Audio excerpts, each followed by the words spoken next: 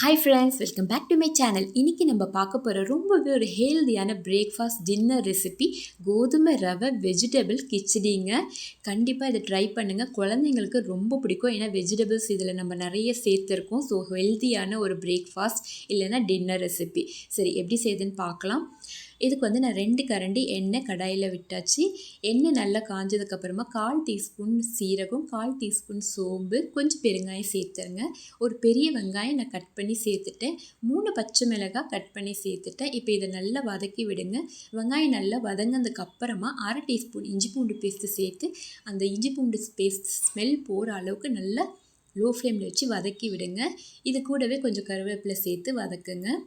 இப்போ நம்ம காய்கறி சேர்த்துடலாம். நான் 10 பீன்ஸ் கட் பண்ணி எடுத்திருக்கேன், 2 பெரிய கேரட் கட் பண்ணி எடுத்திருக்கேன். இப்போ இதையும் சேர்த்து லோ ஃப்ளேமில் நல்லா வதக்கி விடலாம். இது கூடவே 1 கப்பு பச்சை பட்டாணி நான் எடுத்திருக்கேன். இதையும் சேர்த்து நம்ம நல்லா வதக்கி விட்டுடலாம். இப்போ 2 மீடியம் சைஸ் தக்காளி கட் பண்ணி சேர்த்துடலாம். இப்போ தக்காளி வேகிறதுக்காக நான் 1/2 டீஸ்பூன் கல்லுப்பு சேர்த்துருக்கேன், 1/2 டீஸ்பூன் மஞ்சள் சேர்த்துருக்கேன். இப்போ சேர்த்து நல்லா கலந்து விட்டு ஒரு மூடி போட்டு நல்லா லோ ஃப்ளேமில் வேக விடுங்க. இந்த காய்கறி நல்லா வேகணும், தக்காளியும் நல்லா மசியணும்.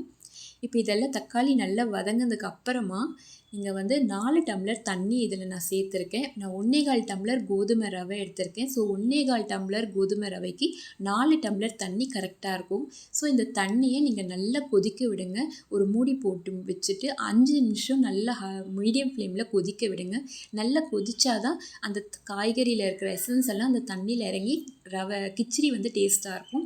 இப்போ வந்து நம்ம கோதுமை ரவையை சேர்த்துடலாம். நான் 1/4 டம்ளர் கோதுமை ரவை எடுத்திருக்கேன். அதை வந்து எண்ணெய் ஊற்றாமல் ஒரு 2 மினிட்ஸ் நான் கடாயில் மீடியம் ஃப்ளேமில் வறுத்து எடுத்துட்டேன்.